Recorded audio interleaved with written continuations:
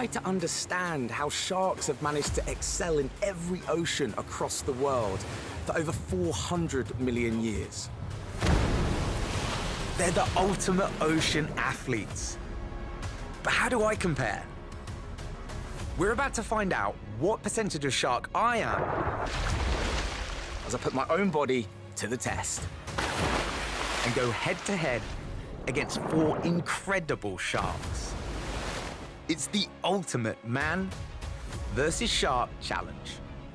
To swim faster, jump higher, eat more, turn fast,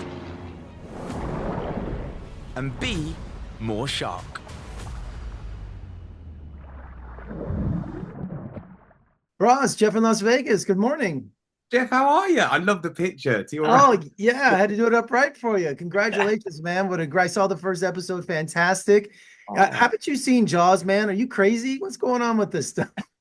Do you know what, Jeff? I'm so glad you asked that as well, because that was the whole premise of the show, that there's so many sort of negative connotations and sort of conflict between, humans and sharks. And we really wanted to produce a show where it just highlighted that not all sharks are the same. There's so many different species. So you're so right that when people sort of go, oh my God, you were swimming with a basking shark, you're swimming with a hammerhead shark. It's like, yeah, we're not on their menu. They're friends, and even white sharks, even tiger sharks, as long as you know how to interact, give them the respect that they deserve. So, I'm really glad you asked that, because that is the whole premise of the show. Hopefully we can mend that relationship. Well, Jaws is my favorite movie of all time. So I know that Peter Benchley spent decades after the movie came out doing exactly the opposite, because people were hunting down sharks so they were evil and enemies. And he spent the rest of his life for advocating for their survival and for ecosystems and everything. So this show is perfect. You're right, because we still have to educate people. But your first encounter with a shark was swimming around Great Britain. So this goes way back for you, doesn't it?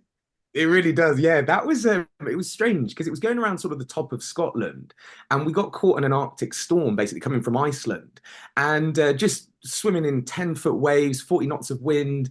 And I just saw this huge eye just following me. And I think the basking shark was almost as curious, kind of going like, what are you doing up here? Because no one swims around the top of Scotland. So it's kind of like, what are you? And then almost as well, it was so just inquisitive. It was like, oh, you're not a seal, you're not a shark, like what are you? And we hung out for a few days. We were just swimming, keeping each other company. It was amazing. Well, tell us about your new series, 4 challenges where you become a shark or shark-like. That's exactly it. Yeah, this idea of basically trying to follow in the footsteps of sharks, of 4 specific sharks, and by sort of knowing that it's a huge task, almost an impossible task, but by trying, we can kind of just highlight some of the unique skills of these species of sharks. So try to Polaris out the water like a white shark, the ways that the ones out of South Africa will just hunt and just come out of the water and just launch a seal.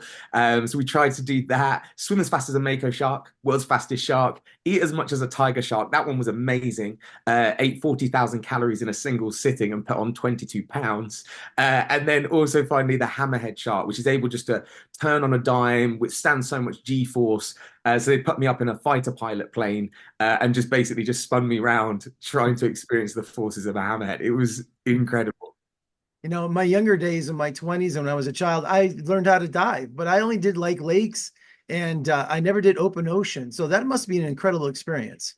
Yeah, do you know what, Jeff? It was. And I love that you asked that, just because by diving with them, it's amazing how it changes your relationship with sharks. So in the Bahamas, when we were diving with the hammerheads and the tiger sharks, it's almost like when you go down to those depths, it's like you graduate, and the sharks almost like come over and they look at you and go, oh, okay, if you're down here, you're probably not prey. You're doing okay if you come down here. So the relationship that we had with the tigers and the hammerheads at Bahamas, it was really quite special. I can't describe it, but it's primitive. There's an intellect and a communication, and it's beyond anything I've ever experienced. It was amazing. Now, you're talking very spiritual about your experiences, but these are dangerous animals, and you're in the open ocean. Was there a lot of safety measures in place for you? Oh, yeah, absolutely. And I think we talk about that on the show so much as well, or certainly I want to make, sort of highlight it now, that in the Bahamas, for instance, when we were with the tiger sharks, which can be dangerous. There's no two ways about it. But the dive team that we had out there for years have been diving with tiger sharks, but not just any tiger sharks, these specific ones. So they knew them by name. As they were coming over, they could be like, oh, there's Queen, there's Joker. They knew them by name. So they had this amazing relationship. So when we were with them, they knew their behavior, how they move. And it was amazing actually watching the tiger sharks recognize the divers as well. They'd come over and be like, oh, you're back.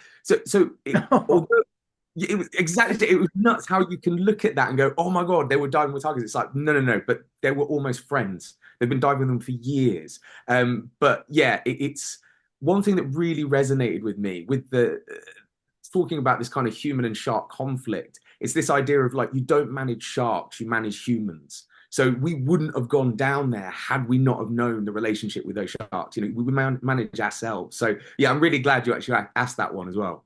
And you're the ultimate ultra athlete. So I always wonder, what does it take to be an ultra athlete? And where do you go from here after swimming with sharks? I mean, with ultra marathon swimming, honestly, I just say it's basically an eating competition with a little bit of swimming thrown in, because that's all you're doing. When you're swimming for 157 days, 1,780 miles, it's just constantly eating. And I think what I've loved about this particular adventure is we take swimming, which is a sport that I love, outside of the realms of conventional sport, and you apply it in nature.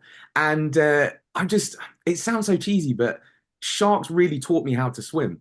When I'm swimming with Mako sharks, we're looking at my hydrodynamics, the forces, everything, and I'm a terrible shape. Alison Towner, who's like a world-leading expert on white sharks, she said it best. At the end of this whole show, she said, Ross, you've done well. You've done well for a naked ape. But that's essentially what you are. You're a shaven naked ape. Whereas with sharks, they are just, they are 65% muscle. Their cartilage is flexible, they bend, and it all goes through these propulsive forces through its tail. I've got this clumsy skeletal system, but by trying to follow in their footsteps, it's made me such a better athlete and swimmer as well. I was going to say, Ross, I wish I could be in as bad a shape as you, and that would be. Well, congratulations. Your specials on Natgeo, Disney Plus, Hulu. So I wish you all the luck, and come visit us in Las Vegas soon, Ross. We'd love to have you. Oh, bless you, Jeff. Absolutely. I'll bring my goggles. You can jump in the next one. Absolutely. I'll be there. Thank you, buddy. Thank you, mate.